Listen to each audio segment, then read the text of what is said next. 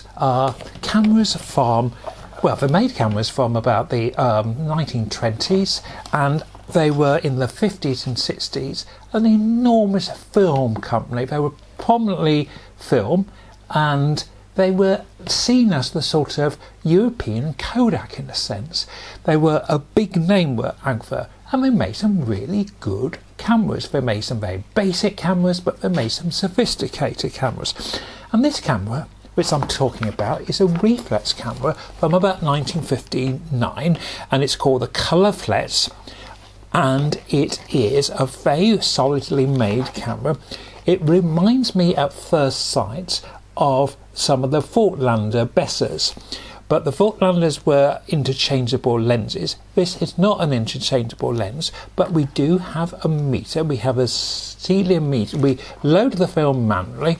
We have a counter at the bottom here, which wasn't unusual. The Kodak Retina has a meter, not a meter, has a counter at the bottom. We have a light meter here, celium meter, so no battery, and it's an uncoupled meter, which means you basically move this indicator here until the indicator meets the needle, and then you read off the designated aperture. So in this dark room it's saying 100th of a second, at least 2.8, which is what I would expect. Okay, we have shutter speeds from bulb to 300th of a second. It's a leaf shutter, which was very common and the normal thing for these types of camera.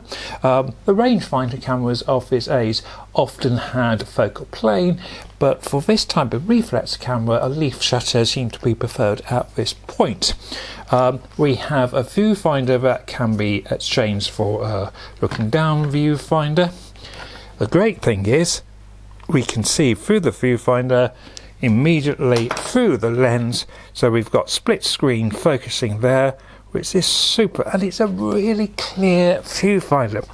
And for 1959 this was a sophisticated camera.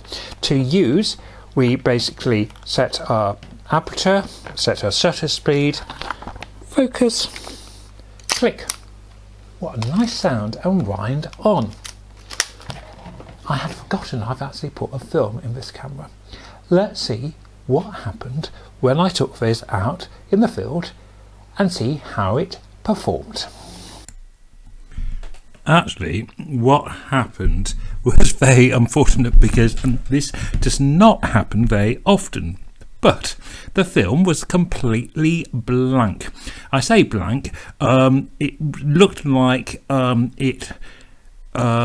there wasn't any recognisable images on the camera at all. It looked basically like the shutter was letting in far too much light. So I'm afraid today I haven't got anything to show, which is very unusual, but I kept the video on because it is an interesting camera.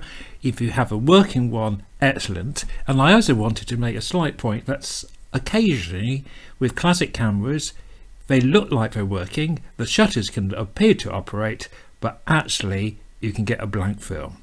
So an apology in one sense, but a sort of slight warning that unfortunately sometimes we do get blank films, and this is to prove it. Many thanks for watching. Looking forward for doing lots more with images. Bye for now, Andy.